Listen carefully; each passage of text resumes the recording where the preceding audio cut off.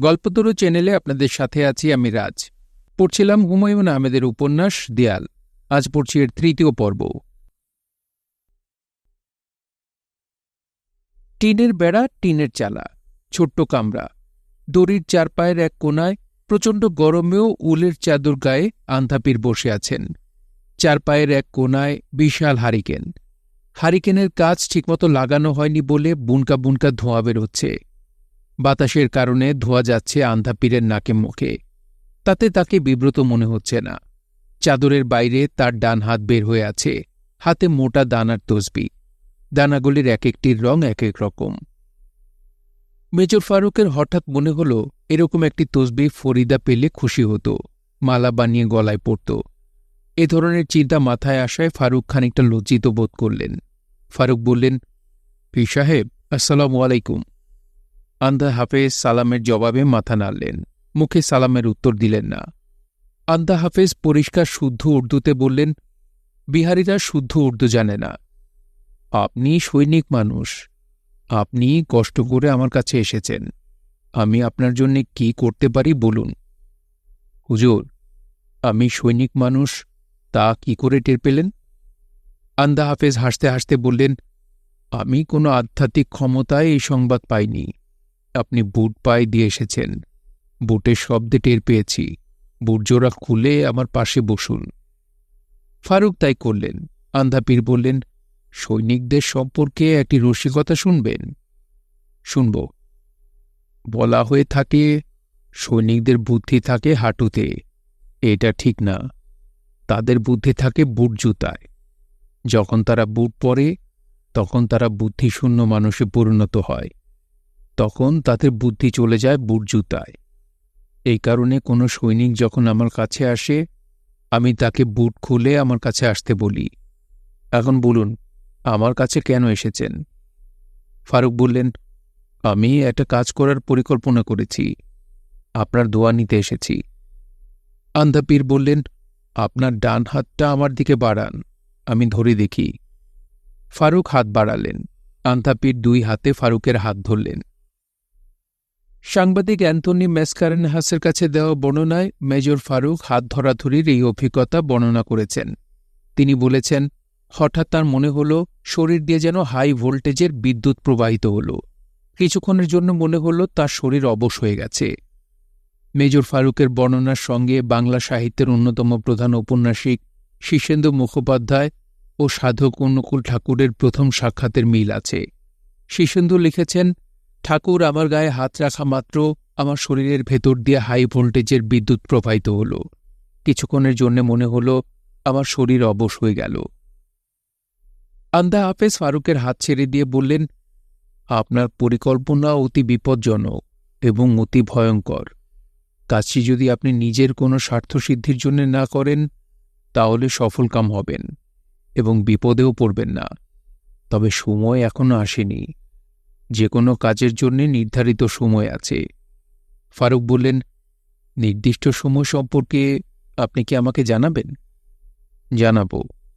ফারুক বললেন, যদি ইজাজত দেন তাহলে আমি উঠব। আন্দা হাফেজ মাথা নাড়লেন এবং ফারুকের দিকে হাতের তসবি এগিয়ে দিলেন। ক্ষীণ গলায় বললেন, আমার সামান্য উপহার গ্রহণ করুন।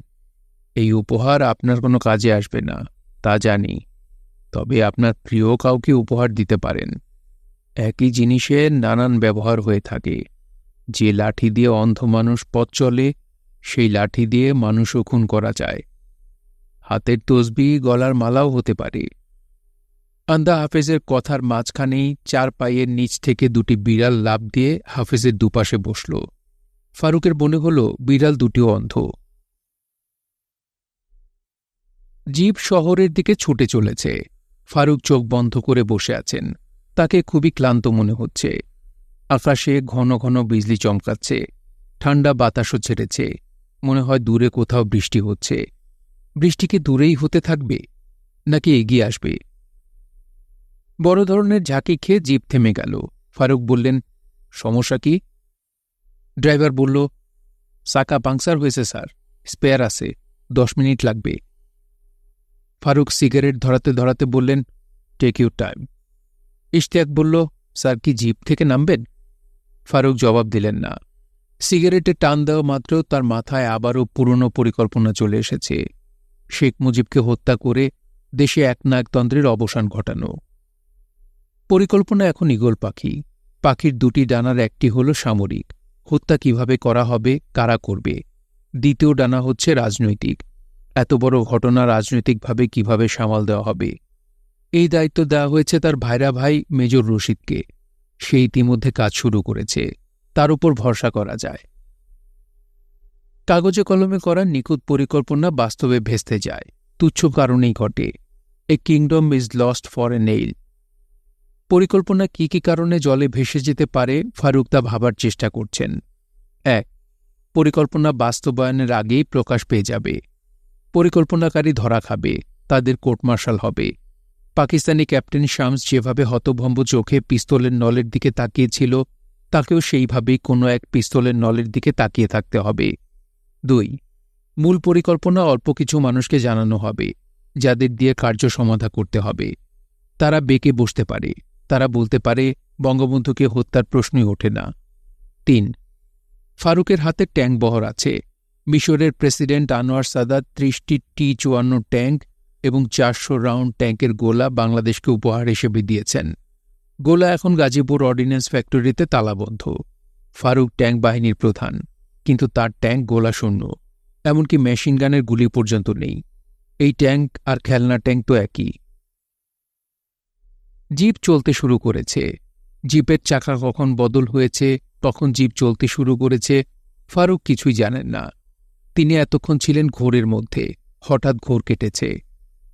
ফারুক আনন্দে অভিভূত হলেন, কারণ আকাশ ভেঙে বৃষ্টি নেমেছে, ঝুম বৃষ্টি। তার ইচ্ছা করছে জিপ থামিয়ে কিছুক্ষণ রাস্তায় নেমে বৃষ্টিতে ভিজেন।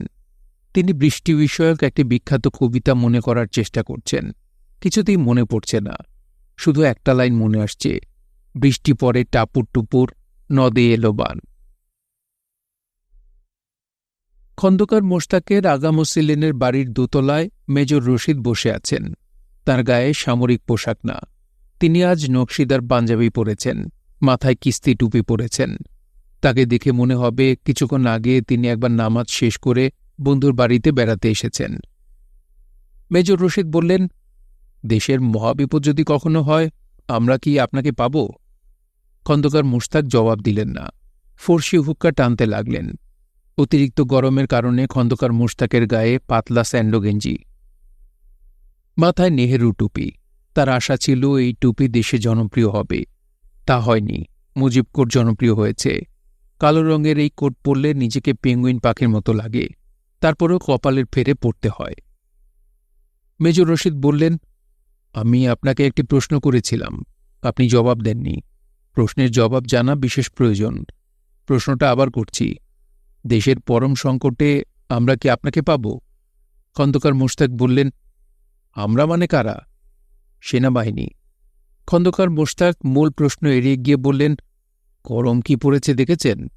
ফ্যানের বাতাসে লু হাওয়া। রশিদ বললেন, লু হাওয়া বইতে শুরু করেছে, এই অবস্থায় দেশপ্রেমিকদের কর্তব্য কি? খন্দকার মোশতাক বললেন, খানা খান, খানা দিতে বলি। খানা খাব না, আমি আপনার কাছে খানা খেতে আসিনি, গুরুত্বপূর্ণ আলোচনার জন্য এসেছি। মোশতাক বললেন, বাড়িতে আজ মোরগ পোলাও হয়েছে, খেয়ে দেখেন, মুখে অনেকদিন স্বাদ লেগে থাকবে। তাছাড়া আপনি গুরুত্বপূর্ণ কথা বলতে এসেছেন, খেতে খেতে বলুন। আমি এখন হ্যাঁ না কিছু বলবো না, আমি শুধু শুনে যাব। মেজর রশিদ বললেন, আপনার সম্পর্কে একটি বিশেষ গল্প প্রচলিত, গল্পটি সত্য মিথ্যা আপনার কাছ থেকে শুনতে চাই। খন্দকার মোশতাক শীতল গলায় বললেন, কি গল্প? একবার নাকি আপনি পরিকল্পনা পরিষদ প্রধান ড নুরুল ইসলাম এবং বঙ্গবন্ধু নাস্তা খাচ্ছিলেন, হঠাৎ বঙ্গবন্ধু বললেন, গত রাতে আমি অদ্ভুত এক স্বপ্ন দেখেছি। আপনি জানতে চাইলেন কি স্বপ্ন? বঙ্গবন্ধু বললেন, আমি স্বপ্নে দেখলাম আল্লাহ পাক আমাকে কোরবানির নির্দেশ দিলেন, তারপর ঘুম ভেঙে গেল। এখন আমি কোরবানি দিতে প্রস্তুত। কোরবানি দিতে হয় সবচেয়ে প্রিয়জনকে।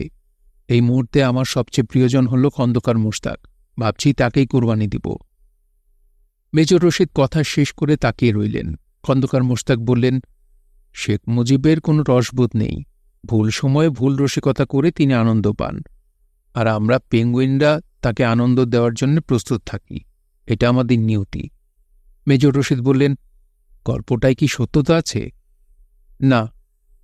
টিকা, গল্পটির সত্যতা আছে। বাংলা একাডেমি পত্রিকা উত্তরাধিকার, শ্রাবণ সংখ্যা 1417 দ্রষ্টব্য। বঙ্গবন্ধুর ধানমন্ডির 32 নম্বর বাড়িতে এসেছেন ভারতের সিক্রেট সার্ভিস রয়ের রিসার্চ অ্যান্ড অ্যানালিসিস উইংয়ের পরিচালক কাউ। তিনি এসেছেন পান বিক্রেতার ছদ্মবেশে।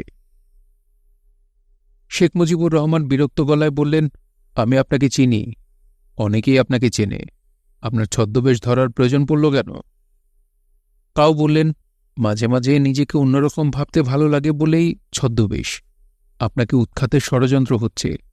Major Rashid, Farooq, lieutenant colonel Osmani এই নিয়ে আলোচনায় বসেন জেনারেল জিয়াউর রহমানের বাসায়। এই বিষয়ে আপনাকে তথ্য দিতে এসেছি। শেখ মুজিব বললেন, আপনারা অতিরিক্ত সন্দেহপ্রবণ। পান বিক্রেতার ছদ্মবেশে যে আমার কাছে তথ্য দিতে আসে তার কথায় আমার বিশ্বাস নেই। আপনার সামনে মহাবিপদ। মহাবিপদ আমি পার করেছি। পাকিস্তানের কারাগারে যখন ছিলাম তখন বিপদ আমার ঘাড়ে বসেছিল।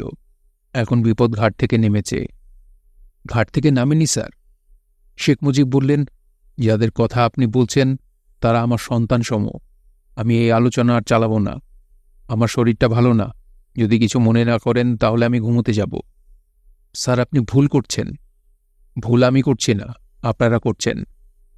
আমার কথা আপনি আমলে নিচ্ছেন না, ভালো কথা। পাকিস্তানি গোয়েন্দা সংস্থার কথা কি আমলে নেবেন? শেখ মুজিব উঠে দাঁড়ালেন। পান বিক্রেতার সঙ্গে আলাপ চালিয়ে যাওয়া তার কাছে অর্থহীন মনে হল। সরফরাজ খান দোতলায় জানলার পাশে বসে আছেন। জানলার কাঠের খড়খড়ি খানিকটা নামানো। তিনি খড়খড়ির ফাঁক দিয়ে বাড়ির বাইরের উঠান খানিকটা দেখতে পাচ্ছেন। সরফরাজ খানের অনেক বিচিত্র অভ্যাসের মধ্যে একটি হল জানলার পাশে বসে ঘণ্টার পর ঘণ্টা তাকিয়ে থাকা। এই তাকিয়ে থাকা অর্থহীন। তার বাড়িতে কেউ ঢোকে না, কেউ বেরো হয় না। বাড়ির দারোয়ান কালাম মাঝে মধ্যে পা ছড়িয়ে দেয়ালে হেলান দিয়ে বসে। বিলাপের সুরে শব্দ করে, মনে হয় গান করে। কালামের গান শোনার আগ্রহে সরফরাজ খান অপেক্ষা করেন, এরকম মনে করার কোনো কারণ নেই। সকাল 11টা। গত রাতে প্রচুর বৃষ্টি হওয়ায় আবহাওয়া ঠান্ডা। বৃষ্টির সঙ্গে ঝড়ের মতো হয়েছিল। প্রচুর পাতা পড়েছে। পাতা পরিষ্কার করা হয়নি। পাতার ওপর পা ছড়িয়ে কালাম বসে আছে। সাইকেলের ঘণ্টার ক্রিং ক্রিং শব্দ হল। সরফরাজ জানলার খড়খড়ি আরও খানিকটা তুললেন। সাইকেল আরোহীকে যদি দেখা যায়। আরোহীকে দেখা গেল। সরফরাজ ভেবেছিলেন পোস্ট অফিসের পিয়ন। পোস্ট অফিসের পিয়নেরা লাল রঙের সাইকেলে করে চিঠি বিলি করে, তা না। মায়া মায়া চেহারার শ্যামলা একটি মেয়ে সাইকেলে চড়ে এসেছে। মেয়েটি ছেলেদের মতো শার্ট প্যান্ট পরেছে। শার্ট প্যান্ট দুটার রঙই কালো। এই মেয়েকে? কালাম হাসি মুখে এই মেয়েকে সালাম দিল। সদর দরজা খুলে দিল। মেয়েটি কালামের হাতে সাইকেল ধরিয়ে ভেতরে ঢুকে গেল। এর একটাই অর্থ, মেয়েটি কালামের পূর্ব পরিচিত। সরফরাজ খানের ভ্রু কুঞ্চিত হল। তিনি প্রায় সারাদিন বাড়িতে থাকেন। তারপরেও এ বাড়িতে কিছু লোক আসে যাদের বিষয়ে তিনি জানেন না। নিশ্চয়ই এই মেয়ে অবন্তীর কাছে এসেছে। অবন্তী তাকে কিছু জানায়নি। অবন্তীর অপরাধ ক্ষমা করা যায়। সে অনেক কিছুই গোপন করে। মেয়েদের স্বভাবই হচ্ছে গোপন করা। বয়ঃসন্ধিকালে তারা শরীর গোপন করতে শেখে। গোপন করার এই অভ্যাস তাদের মাথায় ঢুকে যায়। তখন তারা সবই গোপন করে। কালাম হারামজাদা কেন গোপন করেছে? পাছায় লাথি দিয়ে বটটাকে বিদায় করা দরকার। বটটা এখন ক্রিং ক্রিং শব্দে সাইকেলের বেল বাজাচ্ছে, যেন হাতে খেলনা পেয়েছে। সরফরাজ জানলার পাট খানিকটা খুলে ডাকলেন, কালাম। কালাম উপরের দিকে তাকাল। সরফরাজ বললেন, ওপরে আসো, বলেই জানলা বন্ধ করলেন। তবে তিনি এখনও খড়খড়ির ফাঁক দিয়ে কালাম বটটাকে দেখতে পাচ্ছেন। বটটা যে ভয় পেয়েছে তা না, এখনও সাইকেলের ঘণ্টি বাজাচ্ছে। সরফরাজ খান মনে মনে বললেন, তোমার সুখের দিন আজই শেষ, পত্রপাঠে বিদায়। দরজা জানলা বন্ধ থাকায় সরফরাজের ঘর অন্ধকার। কিছুদিন হল তাকে অন্ধকারে থাকতে হচ্ছে, কারণ তার চোখ উঠেছে। আলোর দিকে তাকালেই চোখ কড়কড় করে। মুক্তিযুদ্ধের সময়ে বাংলাদেশের সব মানুষের চোখে এই রোগ হয়েছিল। তখন রোগের নামকরণ হয়েছিল জয় বাংলা রোগ। সরফরাজ খানের তখন এই রোগ হয়নি, এখন হয়েছে। মানসিক টেনশনের সঙ্গে কি এই রোগের কোনো যোগ আছে? প্রবল মানসিক চাপের কারণে মুক্তিযুদ্ধের সময় সবার এই রোগ হয়ে গেল। তিনি কোনো মানসিক চাপে ছিলেন না বলে তার হয়নি। এখন মানসিক চাপে আছেন বলে চোখে জয়বাংলা রোগ হয়েছে। মানসিক চাপটা অবন্তীকে নিয়ে। কালাম তার সামনে দাঁড়িয়ে আছে, কুঁজো হয়ে দাঁড়িয়ে আছে। এমনিতে সে কুঁজো না, বুক টান করে হাঁটে, শুধু তার সামনে কুঁজো হয়ে দাঁড়ায়। সরফরাজ বললেন, সাইকেলে করে এসেছে মেয়েটাকে? শামীমা আপু। শামীমা আপু বললে তো কিছু বুঝব না। শামীমা আপুটা কে? অবন্তী আপুর বান্ধবী, ফ্রেন্ড।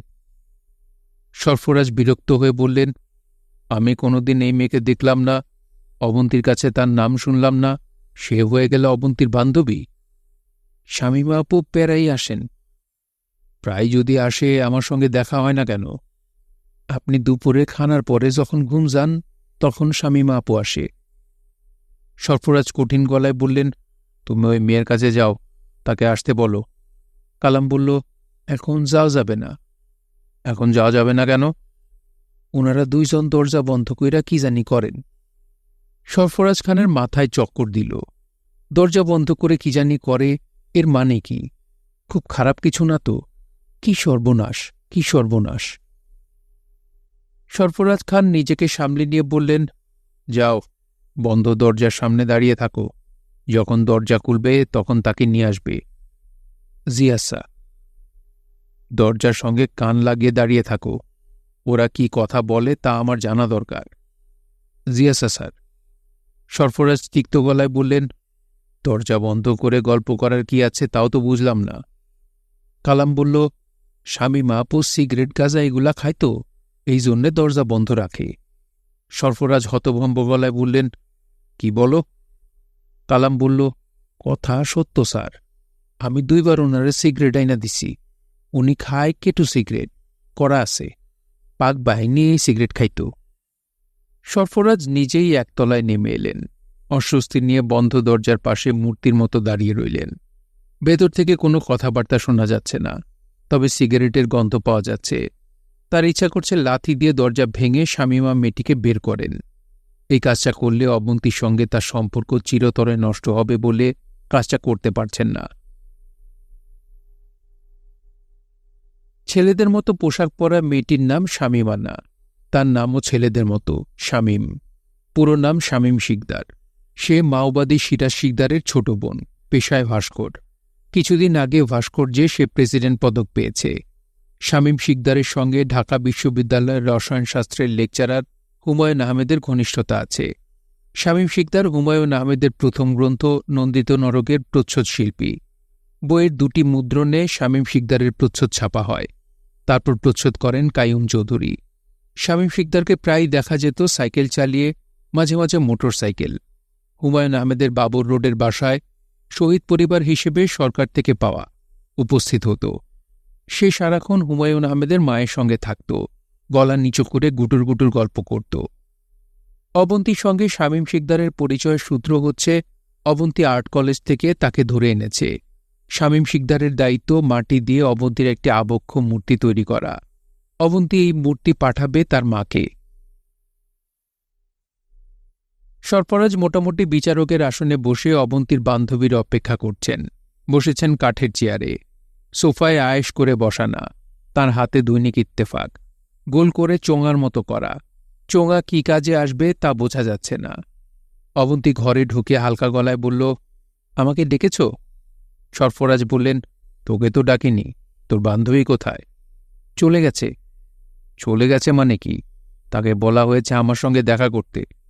অবন্তী বলল, সে তোমার কথা গুরুত্বের সঙ্গে বিবেচনা করেনি। চোখ মুখ শক্ত করে বসে থাকবে না। কি জানতে চাও আমাকে জিজ্ঞেস করো, আমি বলে দেব। ওই মেয়ে নাকি গাঁজা খায়? খায়। গাঁজা খাওয়া ক্যাটাগরির একটি মেয়ের সঙ্গে তোর পরিচয় কিভাবে? অবন্তী বলল, তুমি এত উত্তেজিত হয়েও না। এই মেয়ে গাঁজা খাচ্ছে তাতে কি হচ্ছে? আমি তো আর তার কাছ থেকে গাঁজা খাওয়ার ট্রেনিং নিচ্ছি না। সরফরাজ খান বললেন, তুই কিসের ট্রেনিং নিচ্ছিস? অবন্তী হাই তুলতে তুলতে বলল, আমি কোনো ট্রেনিং নিচ্ছি না, আমি শুধু তার সামনে 1 ঘন্টা নেংটো হয়ে বসে থাকি। কি বললি? অবন্তী বলল, কি বলেছি তা তুমি ভালোই শুনেছ, দ্বিতীয়বার বলবো না। আমার বান্ধবী আমার আবক্ষ মূর্তি বানাচ্ছে, আমি নিশ্চয়ই লেপ্তশোক গায়ে দিয়ে মূর্তির জন্য সিটিং দেব না। তুই ওই মেয়ের সামনে নগ্ন হয়ে বসে থাকিস? হ্যাঁ। আমাকে এটা বিশ্বাস করতে বলিস? বিশ্বাস করতে না চাইলে করবে না।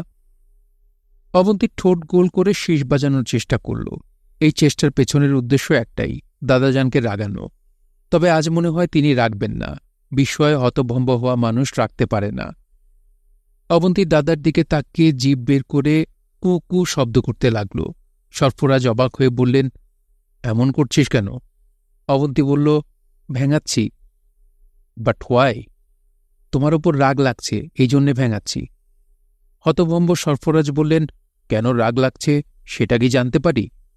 না, জানতে পারো না, কারণ আমি নিজেই জানি না। রবীন্দ্রনাথের ভাষায় বলি, আমার কিসের ব্যথা যদি জানতেম তাহলে তোমায় জানাতেম। কথাগুলি মনে হয় উল্টাপাল্টা হয়ে গেল। স্যারের কাছ থেকে জানতে হবে। তোর স্যার সব জানে? সব জানে না, তবে যা জানার তা জেনে দিতে পারে। তাহলে তো বিরাট কর্মী পুরুষ। ঠাট্টা ঠাট্টা গলায় কথা বলছো কেন দাদাজান? পুলিশের এসপি হয়ে তুমি যেমন কর্মী পুরুষ, রাস্তার মোড়ে যে প্রৌঢ়া সকাল থেকে সন্ধ্যা পর্যন্ত এক মনে ইট ভাঙে সেও কর্মী মহিলা। দরজায় কড়া নড়ছে। সরফরাজ নিজেই দরজা খুলতে গেলেন। এই সময় পিয়ন আসে। পিয়নের হাত থেকে চিঠি সংগ্রহ করা তিনি অতি গুরুত্বপূর্ণ কাজ মনে করেন। চিঠি পড়ার পর যার যার চিঠি তিনি তাকে দেন। চিঠি এডিটও করা হয়, অপছন্দের কিছু লাইন কেটে দেওয়া হয়। সব চিঠি যে প্রাপকের কাছে দেওয়া হয় তাও না, নষ্ট করে ফেলা হয়। খাম খোলার যাবতীয় সরঞ্জাম তার কাছে আছে। চিঠি এসেছে দুটা। একটা পাঠিয়েছে অবন্তীর মা ইসাবেলা। হঠাৎ করে চিঠি আসার অর্থ কি তিনি বুঝতে পারছেন না। এই বদমহিলা বছরে দুটা, খুব বেশি হলে তিনটা চিঠি পাঠায়। সরফরাজ খান ভুরু কুঁচকে চিঠি সরিয়ে রাখলেন। সময় নিয়ে খুলতে হবে, সময় নিয়ে পড়তে হবে, তাড়াহুড়োর কিছু নেই। দ্বিতীয় চিঠি দেখে সরফরাজ খানের ভুরু কুঁচকাল এবং তার ঘাড় ব্যথা করতে লাগল। হঠাৎ প্রেশার বেড়ে গেলে তার ঘাড় ব্যথা করে। চিঠি লিখেছে গদিনউদ্দিন পীর হাফেজ জাহাঙ্গীর। অবন্তীকে লেখা চিঠি। বদমাইশ এখনও অবন্তীকে তার স্ত্রী মনে করছে। বদমাইশটাকে জুতাপেটা করা দরকার। সরফরাজ খান চিঠি নিয়ে তার ঘরের দরজা বন্ধ করে দিলেন। চিঠি খুললেন। এই চিঠি খুলতে সাবধানতার কিছু নেই। চিঠি অবন্তীর কাছে দেওয়া হবে না, চিরে ফেলে দেওয়া হবে। এতে দোষের কিছু নেই। পরিবার হল রাষ্ট্রের মতো। রাষ্ট্রের গোয়েন্দা বিভাগ থাকে, তারা রাষ্ট্রের কল্যাণে কাজ করে। পরিবারেও গোয়েন্দা বিভাগ থাকা বাঞ্ছনীয়। এই গোয়েন্দা বিভাগ পরিবারের কল্যাণে কাজ করবে। চিঠি হুবহু তুলে দেওয়া হল। আমার প্রাণপ্রিয় পত্নী মায়মুনা ওরফে অবতী। সরফরাজ মনে মনে বিড়বিড় করলেন, বদমাইশ, নামটাও জানে না, বলে অবতী। এদিকে প্রাণপ্রিয় পত্নী। তোকে যদি ন্যাংটো করে চক্কর না দেওয়াই, আমার নাম সরফরাজ খান না। পর সমাচার এই যে, আল্লাহ পাকের অসীম মেহেরবানিতে আমি ভালো আছি। সুবহান আল্লাহ, সুবহান আল্লাহ, সুবহান আল্লাহ। তোমার স্বাস্থ্য নিশ্চয়ই ভালো আছে। আমি প্রতি বৃহস্পতিবার আসরের ওয়াক্তে তোমার জন্য খাস দিলে দোয়া করিতেছি। প্রতি মাসের প্রথম শনিবারে জিন সহ যে দোয়া করা হয় তাহাতেও তোমার নাম উল্লেখ করি। গত বুধবার ৩ ঘটিকায় তোমার পত্র পাইয়া আমি যার পণ্যায় আনন্দিত হইয়াছি। বলিলে বিশ্বাস হইবে না, আমার ২ চোখেই পানি আসিয়াছে। গদিনউদ্দিন পীর হিসাবে আমি কি করি এবং তোমার শ্বশুরের মৃত্যুর পর হুজুরখানা কেমন চলিতেছে তা জানার আগ্রহ প্রকাশ করিয়াছ। আলহামদুলিল্লাহ, সুবহান আল্লাহ। শ্রাবণ মাসের ৭ তারিখ বা দাসর হুজুরখানায় আমার পিতার মৃত্যু দিবসে ওরস উদযাপন হইবে ইনশাল্লাহ। এই উপলক্ষে তুমি চলিয়া আসো। তোমার দাদাজান মনে হয় তোমাকে পাঠাইতে রাজি হইবেন না। এমত অবস্থায় তোমাকে নেওয়ার জন্যে বিশ্বস্ত কাউকে পাঠাইতে পারি, কিংবা আমি নিজেও আসিতে পারি। তোমার ভরণ পোষণের টাকা আমি নিয়মিত পাঠাই, ইহাতে রাগ করিও না। স্বামী হিসেবে আমার ইহা কর্তব্য। জিন কর্তৃক জানিয়াছি সামনে তোমার বড় ফাড়া আছে। আমি তোমাকে একটা তাবিজ পাঠাইলাম। তাবিজটি পঞ্চধাতুর কবজে ভরিয়া তোমার শোবার ঘরের দক্ষিণ দিকের দেওয়ালে ঝুলাইয়া রাখিবে। তাবিজ ঝুলাইবার পরপর ঘরে বিড়ালের উপদ্রব হইতে পারে। ভয় পাইও না, এবং অবশ্যই বিড়ালগুলিকে কোনো খাবার দিবে না। তাহাদের সঙ্গে দুর্ব্যবহার করারও প্রয়োজন নাই। ইতি জাহাঙ্গীর খতিবি, গদিনউদ্দিন পীর, খতিবনগর হুজুরখানা। সরফরাজ খান সঙ্গে সঙ্গে চিঠির টুকরা টুকরা করে ডাস্টবিনে ফেললেন। তারপরে চিঠির টুকরা ডাস্টবিন থেকে তুলে আলাদা করলেন। আগুনে পুড়িয়ে ফেলতে হবে, একটা টুকরাও যেন অবন্তীর হাতে না যায়। কোনো কাজে দেরি করতে নেই। সরফরাজ খান দিয়াশলাই জ্বালিয়ে চিঠির টুকরো পোড়ালেন। মুসলমান মাতার গর্ভে এবং মুসলমান পিতার ঔরসে জন্ম নেওয়ার কারণেই হয়তো তাবিজটা পোড়াতে পারলেন না। তিনি এই তাবিজ পঞ্চধাতুর কবজে ভর্তি করে গোপনে অবন্তী শোবার ঘরের দক্ষিণের দেয়ালে ঝুলাবার ব্যবস্থাও করলেন। নানান ঝামেলায় তাঁর সারাদিন গেল বলে অবন্তীর মা ইসাবেলার চিঠি পড়ার সুযোগ হল না। তিনি ঠিক করলেন এই চিঠি রাতে ঘুমাবার সময় ঠান্ডা মাথায় পড়বেন। এখন মাথা কিঞ্চিত গরম হয়ে আছে। অবন্তী দাদাজানকে নিয়ে রাতের খাবার খেতে বসেছে। আজ রান্না হয়েছে পাখির মাংস। খালেদ মোশাররফ চাচু 6টা ঘুঘু পাখি দিয়ে গেছেন। 6টাই রান্না হয়েছে। সরফরাজ খান আনন্দ নিয়ে খাচ্ছেন। অবন্তী খাচ্ছে ডিম ভাজা দিয়ে। সরফরাজ খান বললেন, পাখি খাচ্ছিস না? অবন্তী বলল, আমি পাখি খাই না, বিশেষ করে ঘুঘু খাওয়া তো অসম্ভব। হেমন্তের ওই গানটা মনে করো, ছায়া ঢাকা ঘুঘু ডাকা গ্রামখানি ওই। অবন্তীকে থামিয়ে সরফরাজ বিরক্ত গলায় বললেন, মোরগ হাঁস এইসব তো খাস। ওরা পাখি না, ওরা সুন্দর না। না, মোরগ কুকু করে ডাকে আর হাঁস প্যাক প্যাক করে। অসহ্য, এই 2 পাখি আবার মানুষের বিষ্ঠা খায়। সরফরাজ বিরক্ত গলায় বললেন, তোর সঙ্গে আর্গুমেন্টে যাওয়া আর একটা কাতল মাছের সঙ্গে আর্গুমেন্টে যাওয়া একই। আমরা দুজন 2 জগতের বাসিন্দা। অবন্তী বলল, ঠিকই বলেছ, ভেরি রাইট। তুমি স্থলচর আর আমি জলচর। এখন বলো, জলচর প্রাণীর কাছে জনৈক স্থলচর প্রাণীর চিঠিটা কি নষ্ট করে ফেলেছ? তার মানে? অবন্তীর খাওয়া শেষ হয়েছে। সে হাত ধুতে ধুতে বলল, দুপুরে আমি তোমার ঘরের সামনে দিয়ে যাচ্ছিলাম, হঠাৎ কাগজ পোড়ার গন্ধ পেলাম। তোমার ঘরের দরজা কখনো বন্ধ থাকে না, মাঝে মাঝে দরজা বন্ধ করে তুমি নিষিদ্ধ কিছু কাজ করো বলে আমার ধারণা। সরফরাজ খান বললেন, কাগজ পোড়ার গন্ধ থেকে তুই বুঝে ফেললি আমি তোর চিঠি পোড়াচ্ছি? হ্যাঁ, কারণ আমি জলচর প্রাণী হলেও আমার বুদ্ধি স্থলচরদের চেয়েও বেশি। ভালো কথা দাদাজান, আমি 2 দিনের জন্য এক জায়গায় বেড়াতে যাব। কোথায় যাব জিজ্ঞেস করবে না, কারণ আমি বলবো না। একা যাবি? একা যাব না, সঙ্গে চরণদার আছে। চরণদার লাগবে কেন? আমি তোকে নিয়ে যাব। তোকে আমি চরণদারের সঙ্গে ছাড়ব না। আমি তোমাকে নেব না, প্রয়োজনে একা যাব, কিন্তু তোমাকে নেব না। চরণদারটা কে? আমাদের মাস্টার? হতে পারে, সম্ভাবনা আছে। উনি যদি আমার সঙ্গে না যান তাহলে একাই যাব। তোর মাথা খারাপ হয়ে যাচ্ছে, তোর চিকিৎসা দরকার। অবন্তী বলল, ঠিক বলেছ, যেদিন মাথা পুরোপুরি খারাপ হবে সেদিন ছাদ থেকে নিচে লাফিয়ে পড়ব। ঠিক কোন জায়গাটায় লাফিয়ে পড়ব তাও ঠিক করে রেখেছি, একদিন তোমাকে দেখাব। সরফরাজ খান এক দৃষ্টিতে তাকিয়ে আছেন। অবন্তী বলল, পান দিব? পান খাবে? বেশি করে জর্দা দিয়ে পান খেয়ে আরাম করে ঘুমোতে যাও, তোমার ঘুম দরকার। সরফরাজ খান অনেক ঝামেলা করে অবন্তীর মার চিঠি খাম থেকে বের করলেন। স্টিম দিয়ে গাম নরম করা, ব্লেড দিয়ে খামের মোড়ক খোলা, নানান ঝামেলা। অবন্তী যেন কিছুতেই টের না পায় যে খাম খোলা হয়েছিল। অবন্তীর মার চিঠি। হ্যালো প্রীতি, তোমার শিক্ষকের স্কেচের হাত খুব ভালো শুনে আনন্দিত হয়েছি, তবে তাকে দিয়ে নগ্ন পোর্ট্রেট করানোর কিছু নেই।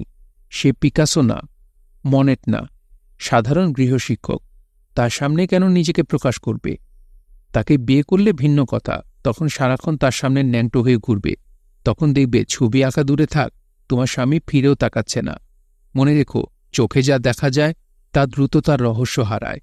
চোখে যা দেখা যায় না, যেমন মন, অনেক দিন রহস্য ধরে রাখে। তোমার দাদাজানের বিষয়ে আমি এই মুহূর্তে একটি কঠিন সাবধানবাণী উচ্চারণ করছি। এই সাবধানবাণী নিয়ে হেলাফেলা করবে না। তোমার দাদাজানের মতো সেক্স স্টার্ভড বৃদ্ধেরা রূপবতীর নাতনিদের প্রতি তীব্র লালসা পোষণ করে। তারা যে কোনো সময় বড় ধরনের দুর্ঘটনা ঘটায়। তুমি শুনলে নিশ্চয়ই চমকে উঠবে, আমি এই জাতীয় ঘটনার ভুক্তভোগী। আমার পুরো জীবন যে এলোমেলো হয়ে আছে, অতীতের ভয়ঙ্কর ঘটনা তার একটা কারণ। আমি চাই না আমার মেয়ের জীবন এলোমেলো হোক। ইতি ইসাবেলা। পুনশ্চ, তোমার গৃহশিক্ষকের আঁকা যে পোর্ট্রেটে তুমি অভিভূত তা আমাকে পাঠাও। ইসাবেলার চিঠি হাতে অনেক রাত পর্যন্ত সরফরাজ বসে রইলেন। তার ঘাড়ে প্রচণ্ড ব্যথা করতে লাগল। কিছুক্ষণ পরপর শরীর কেঁপে উঠতে লাগল। বিছানায় শুতে গেলেন শেষ রাতের দিকে। আধো ঘুম আধো জাগরণে মনে হল বাড়ি ভর্তি বিড়াল, মিউ মিউ শব্দ করে অস্থির করে তুলছে। হাফেজ জাহাঙ্গীর ফজরের নামাজ শেষ করে দিঘির ঘাটে বসে আছেন। তার হাতে নীল রঙের ঘটির তসবি। তিনি একমনে তসবি টানছেন। তার বসার জন্যে উলের আসন দেওয়া হয়েছে। তিনি যেখানে বসেছেন তার এক ধাপ নিচে আগরদানের আগরবাতি জ্বলছে। হাফেজ জাহাঙ্গীর আগরবাতির গন্ধ কখনো পছন্দ করেন না, তার নাক জ্বালা করে। তারপরেও তাকে বাস করতে হয় আগরবাতি চারপাশে নিয়ে। আজ ভালো কুয়াশা হয়েছে। কুয়াশার কারণে সূর্য দেখা যাচ্ছে না। ভাদ্র মাসের ভোরে আবহাওয়া এমনিতেই কিছুটা শীতল থাকে। কুয়াশার কারণে আজ অন্য দিনের চেয়েও আবহাওয়া শীতল। হাফেজ জাহাঙ্গীরের শীত লাগছে। গায়ে একটা সুজনি দিতে পারলে হতো। সমস্যা হচ্ছে সুজনি আনার কথাটা কাউকে বলতে ইচ্ছা করছে না। হাফেজ জাহাঙ্গীরের সার্বক্ষণিক সঙ্গী নুরু তার পাশেই আছে। মাথা নিচু করে খেলাল দিয়ে দাঁত কোচাচ্ছে। তাকে বললেই সে আগরদান নিয়ে যাবে, সুজনি এনে গায়ে জড়িয়ে দেবে, একবারটি খেজুর গুড়ের চা এনে সামনে রাখবে। হাফেজ জাহাঙ্গীর ছোট্ট নিঃশ্বাস ফেললেন। এই মুহূর্তে তার কাউকে কিছু বলতে ইচ্ছা করছে না। নুরু বলল, ছোট হুজুর, খবর পাইছেন? আজ পুষ্কুন্নিত জাল ফেলব। জাহাঙ্গীর হ্যাঁ সূচক মাথা নাড়লেন। আজ দিঘিতে জাল ফেলা হবে, এই খবর তিনি পেয়েছেন। মাছ ধরা দেখার জন্যেই তিনি ফজরের ওয়াক্ত থেকে দিঘির ঘাটে বসে আছেন। নুরু উৎসাহের সঙ্গে বলল, আমার মন বলতাছে আইজ গুতুম ধরা পড়ব। জাহাঙ্গীর বললেন, হবেই আল্লাহর হুকুম। ওনার হুকুম হইলে ধরা পড়ব, ওনার হুকুম বিনা কিছু হবে না। গুতুম হল এই দিঘির সবচেয়ে বড় মাছের আদরের নাম। এই মাছের সারা শব্দ অনেকবার পাওয়া গেছে, এখনও কেউ তাকে দেখেনি। সবার ধারণা গুতুম গজার মাছ। একমাত্র গজার মাছই দৈত্যাকৃতির হয়। নুরু বলল, চা খাবেন? চা এনে দিব? জাহাঙ্গীর বললেন, না। বলেই খুব অবাক হলেন। তার চা খেতে ইচ্ছা করছে, অথচ তিনি বলেছেন না। এর মানে কি? নুরু বলল, পুরুষ বিষয়ে আপনার হুকুম কি জানলে সেই মতে ব্যবস্থা নিতাম।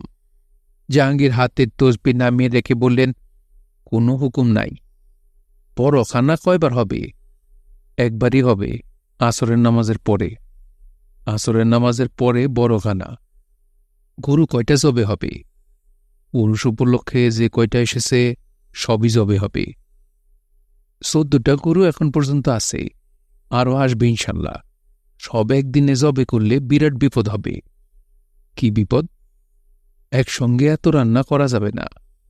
জাহাঙ্গীর বললেন, পুরুষ নিয়ে তোমার সঙ্গে আলাপের কিছু নাই। আল্লাহ পাক এক একজনকে এক এক দায়িত্ব দিয়া পৃথিবীতে পাঠান।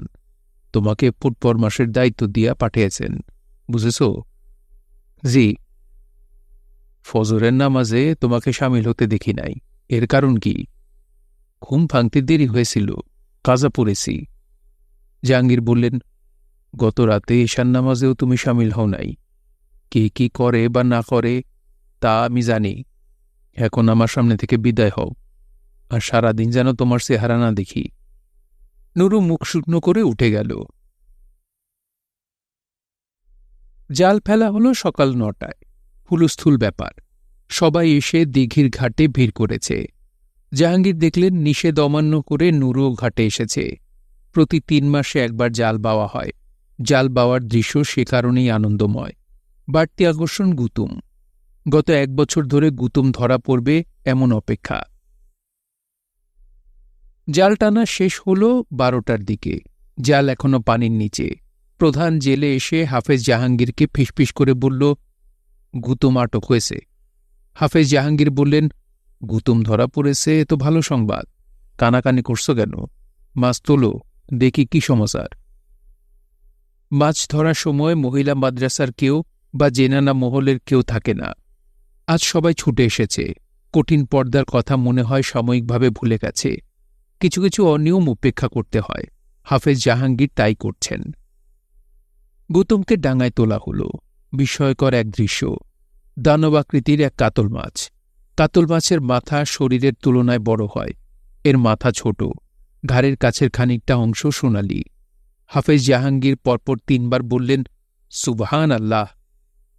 আল্লাহ পাকের তরফ থেকে এমন চমৎকার নিয়ামত পাঠানোর জন্যে 2 রাকাত নফল নামাজ পাঠ করা হল। হাফেজ জাহাঙ্গীরের নির্দেশে মাছ ওজন করে হুজুরখানার গেটে 2 ঘণ্টার জন্য রাখা হল। অনেকে এই মাছ দেখতে চাইবে, তারা দেখবে। মাছের ওজন মাপা হয়েছে 1 মণ 3 সের। এই মাছ বিষয়ে সাপ্তাহিক ময়মনসিংহ বার্তায় ছবিসহ খবর প্রকাশিত হয়। খতিবনগর হুজুরখানায় 1 মণ 3 সের ওজনের এক দৈত্যাকৃতির কাতল মাছ ধরা পড়েছে। এমন বৃহৎ কাতল শরণাতীতকালে কেউ দেখেছে এমন নজির নাই। খতিবনগরের 80 বছরের বর্ষিয়ান বৃদ্ধ হেকমত আলী বলেন, তার কৈশোরে তিনি হাওড় থেকে ধৃত এমন কাতল মাছ দেখেছেন। হুজুরখানায় ধৃত কাতলের মতো সেই কাতলেরও নাকি গলা ছিল হরিদ্রা বর্ণের এবং মাথা ছিল শরীরের তুলনায় অপুষ্ট। হুজুরখানার বর্তমানে গদিনসীন পীর হাফেজ জাহাঙ্গীর খতিবি এই মাছ হুজুরখানার ভক্তদের খাওয়ানোর নির্দেশ দিয়েছেন। হুজুরখানা সূত্রে জানা যায়, ভৈরবের বিখ্যাত মনা বাবুর্চির উপর এই মাছ রান্ধনের দায়িত্ব পড়েছে। অদ্য বৃহস্পতিবার নৈশভোজে হুজুরখানার তরফ থেকে ভক্তদের জন্য মাছ ভাত এবং মাসকলাইয়ের ডালের আয়োজন করা হয়েছে। ঈশান নামাজের পর রাতের খানা। হাফেজ জাহাঙ্গীর ফরজ নামাজ শেষ করে সুন্নত নামাজে যাবেন। এই সময় তার কাছে খবর গেল ঢাকা থেকে তার স্ত্রী মাইমুনা এসেছেন। তিনি একা, তার সঙ্গে কেউ নেই। হাফেজ জাহাঙ্গীর বললেন, সুবহান আল্লাহ, আলহামদুলিল্লাহ। তিনি অনেক কষ্টে সুন্নত নামাজ শেষ করলেন। তার ছুটে যেতে ইচ্ছা করছে, ইচ্ছা করলেই তা সম্ভব না। আল্লাহ পাক মাইমুনাকে উপস্থিত করেছেন। তার দরবারে শুকরিয়া আদায় করতে হবে, শুকরানা নামাজ পড়তে হবে। কোনো কিছুতেই তাড়াহুড়া করা যাবে না। আল্লাহ পাক মানব সমাজের তাড়াহুড়া পছন্দ করেন না বলেই পবিত্র কোরআন শরীফে বিরক্ত হয়ে বলেছেন, হে মানব সমাজ, তোমাদের বড়ই তাড়াহুড়া। অবন্তীর কাছে মনে হচ্ছে পৃথিবীতে এমন কিছু জায়গা অবশ্যই আছে যা কখনো বদলাবে না। খতিবনগর হুজুরখানা তার একটি। সব আগের মতো, এমনকি গন্ধ আগের মতো। মনে হচ্ছে কারো বয়সও বাড়েনি। সালমা তাকে দেখে কিছুক্ষণ কান্নাকাটি করে অবন্তীর গোসল নিয়ে ব্যস্ত হয়ে পড়ল। হুজুরখানার নিয়ম হল বাইরে থেকে আসা কোনো মহিলা হুজুরখানার জেনানা মহলে ঢোকার আগে স্নান করবে। পাক পবিত্র হয়ে আল্লাহ পাকের 99 নাম জপ করে জেনানা মহলে ঢুকবে। এতে মহিলাদের সঙ্গে আসা দুষ্ট জিন জেনানা মহলে ঢুকতে পারে না। অতি অল্প সময়ে সালমা হুজুরখানার যাবতীয় খবর দিয়ে ফেলল। তারপর গল্পের বড় অংশ জুড়েই রইল দৈত্যাকৃতির কাতল মাছ। সালমা বলল, মাছ মনে হয় না স্বাদ হবে। বেশি বড় মাছ স্বাদ হয় না, তাছাড়া মানুষের নজর লাগে। অবন্তী বলল, মাছ স্বাদ হোক বা না হোক, আমি মাছ খাই না, গন্ধ লাগে। সালমা বলল, ছোট হুজুর হাফেজ জাহাঙ্গীরও আপনার মতো মাছ খান না। উনি মাছ খান না অন্য কারণে। কি কারণে? আমাদের নবীজি মাছ খেতেন না, এই জন্যে হাফেজ সাহেবও মাছ খান না। তবে আজ মনে হয় খাবেন। বড় মাছ এই জন্যে খাবেন? উনি সবাইরে মাছ খাওয়ার দাওয়াত দিয়েছেন। দাওয়াত দিলে মেহমানদের সঙ্গে খানা খেতে বসতে হয়। জুলেখা বিবি অবন্তীকে ডেকে পাঠিয়েছেন। তিনিও আগের মতোই আছেন। একটা টকটকে লাল রঙের শাড়িতে তাকে কোনো রকমে ঢেকে রাখা হয়েছে। তার 3 জন দাসীর একজন পায়ের আঙুল টানছে। জুলেখা বিবি বললেন, চেহারা দেখাইতে আসছো না জন্মের মতো আসছো? অবন্তী বলল, চেহারা দেখানোর জন্য এসেছি। চেহারা দেখলাম, এখন বিদায় হও। আচ্ছা, চলে যাব। জুলেখা বিবি হঠাৎ গা থেকে শাড়ি ফেলে নগ্ন হয়ে গেলেন। দাসী 2 জন শাড়ি দিয়ে গা ঢাকার জন্য ব্যস্ত হয়ে গেল। জুলেখা বিবি বললেন, গরমে শৈল পুড়ে যাইতেছে, শাড়ি শৈলে দিবা না। আর যে মেয়ে নিজের স্বামী ছাইরা অন্যত্র বাস করে সে পশুর সমান। পশুর সামনে কোনো লজ্জা নাই, এখন বুঝেছ? মেহমানদের সবাই দস্তরখানা বিছিয়ে বসেছেন। কিছুক্ষণের মধ্যেই খানা দেওয়া হবে। হাফেজ জাহাঙ্গীরের জন্য অপেক্ষা। তিনি হুজুরখানায় একা বসে আছেন। বিশেষ কোনো নামাজে বসেছেন। বিশেষ নামাজের সময় বাতি নেভানো থাকে এবং তিনি থাকেন একা। আজ হুজুরখানার বাতি নেভানো। তিনি ছাড়া আর কেউ হুজুরখানায় উপস্থিত নেই। অতিথিরা যখন খাবারের জন্য অস্থির, তখন হাফেজ জাহাঙ্গীর দর্শন দিলেন। অতিথিদের দিকে তাকিয়ে লজ্জিত গলায় বললেন, আমি বিশেষ শর্মিন্দা। যে মাছ খাওয়ার জন্যে আমি আপনাদের দাওয়াত দিয়েছি সেই মাছ খাওয়াতে পারছি না। কারণ কিছুক্ষণ আগে আমি বাতিনি খবর পেয়েছি যে মাছ রান্নার সময় মাছে বিষ দেওয়া হয়েছে। ভৈরবের মোনা বাবুর্চি এই কাজ করেছে। সে পলাতক আছে। আমি আপনাদের কাছে ক্ষমা প্রার্থী। আমি মাছের সব সালুন গর্ত করে মাটিতে পুঁতে ফেলার নির্দেশ দিয়েছি। আপনারা এতক্ষণ অপেক্ষা করেছেন, আর 1 ঘন্টা যদি অপেক্ষা করেন তাহলে খাসি জবে করে খাসির সালুন দিয়ে আপনাদের খানা দিব। এখন আপনাদের বিবেচনা। অতিথিরা কেউ কোনো শব্দ করলেন না। হাফেজ জাহাঙ্গীরের সঙ্গে অবন্তীর দেখা হলো অনেক রাতে, অতিথিরা খাওয়া দাওয়া শেষ করে চলে যাওয়ার পর। অতিথিরা খাসির সালুনের জন্য অপেক্ষা করার সিদ্ধান্ত নিয়েছিলেন। মাছের অভাবে তাদের তেমন কষ্ট হল না, কারণ খাসির সালুন অসাধারণ স্বাদ হয়েছিল। হাফেজ জাহাঙ্গীর বললেন, তোমাকে দেখে অবাক হয়েছি, তুমি একা চলে এসেছ? অবন্তী বলল, আমি একা তো আসি নাই, আমার সঙ্গে 2 জন চরণদার ছিল। জাহাঙ্গীর অবাক হয়ে বললেন, বলো কি, তারা পুরুষ? অবন্তী হাই তুলতে তুলতে বলল, তারা পুরুষও না, রমণীয় না, তারা 2 জন ফেরেশতা, সব মানুষের কাঁধে বসে থাকে। ও আচ্ছা, বুঝেছি, কেরামন কাতেবিন। তোমার সাহস দেখে চমকাইছি। হুজুরখানার দিকে তোমার টান দেখো ভালো লেগেছে। অবন্তী বলল, হুজুরখানার প্রতি বা আপনার প্রতি আমার কোনো টান নাই। আমার এখানে চলে আসার একটাই কারণ, দাদাজানকে শিক্ষা দেওয়া। তিনি সারাক্ষণ আমার উপর নজরদারি করেন, এটা আমার ভালো লাগে না। আমার জন্য আমিই যথেষ্ট, এটা ওনাকে বুঝাতে চাই। এখন কি আপনার কাছে পরিষ্কার হয়েছে আমি কেন খতিমনগরে এসেছি? পরিষ্কার হয়েছে। আপনি আবার স্বামীর অধিকার ফলানোর জন্য নিশিরাতে আমার ঘরে উপস্থিত হবেন না। আমি আপনাকে স্বামী স্বীকার করি না। জাহাঙ্গীর ছোট্ট নিঃশ্বাস ফেলে বললেন, আমি উপস্থিত হব না। অবন্তী বলল, তবে আমি আপনার সঙ্গে খানা খাব। আপনার সঙ্গে খানা খেতে আমার অসুবিধা নাই। মাছ আমি পছন্দ করি না, তবে আজ কাতল মাছের সালুন দিয়ে ভাত খাব। জাহাঙ্গীর বললেন, মাছে বিষ মিশানো হয়েছে, এই খবর পাও নাই? অবন্তী বলল, পেয়েছি, এটা ভুয়া খবর। মাছে বিষ মেশানোর কথা আপনি বলেছেন, যেন সবাই বুঝে আপনি বাতিনি খবর পান। খুবই অন্যায় কাজ করেছেন। আপনার অন্যায় আপনি দেখবেন, তাতে আমার কিছু যায় আসে না। আমি শুধু মাছের সালুন দিয়ে ভাত খেয়ে দেখাবো যে মাছে কেউ বিষ দেয় নাই। মাছের সালুন নষ্ট করে ফেলা হয়েছে, মাটিতে গর্ত করে পুঁতে ফেলা হয়েছে। অবন্তী বলল, তার আগে আমি 2টা পেটি আনিয়ে রেখেছি, একটা আপনি খাবেন আর একটা আমি। সালমাকে খানা দিতে বলি, আমার ভুক লেগেছে, সারাদিন কিছু খাওয়া হয় নাই। হাফেজ জাহাঙ্গীর নিঃশব্দে রাতের খাওয়া খেলেন, কাতল মাছের বিশাল পেটির অর্ধেকটা শেষ করলেন। অবন্তী বলল, এত স্বাদের মাছ আমি কখনো খেয়েছি বলে মনে পড়ে না। দাদাজানকে এই মাছের এক টুকরা খাওয়াতে পারলে ভালো হতো, উনি মাছ খুব পছন্দ করেন। জাহাঙ্গীর বললেন, তোমার দাদাজানের রাতের খানা শেষ হয়েছে, তিনি খাসির সালন দিয়ে তৃপ্তি করে খেয়েছেন। দাদাজান আমার খোঁজে চলে এসেছেন? হ্যাঁ, তাকে থাকার জন্য হুজরাখানায় একটা ঘর দেওয়া হয়েছে। নিজের বাড়িতে তার থাকার উপায় নাই, বাড়িঘর দখল হয়ে গেছে। কে দখল করেছে? শহর বন্দরের চেয়ে মফস্বলে দুষ্ট লোক বেশি, তাদেরই একজন, নাম সানু ভাই। অবন্তী বলল, ছানু ভাই কি আপনার চেয়েও দুষ্টু? হাফেজ জাহাঙ্গীর জবাব দিলেন না, আহত চোখে অবন্তীর দিকে তাকিয়ে রইলেন। তার বারবার মনে হচ্ছিল তার সামনে কোনো মানুষই বসে নেই, আয়তলোচনা বেহেশতের হুর বসে আছে, যাকে কোনো পুরুষ বা জিন স্পর্শ করেনি।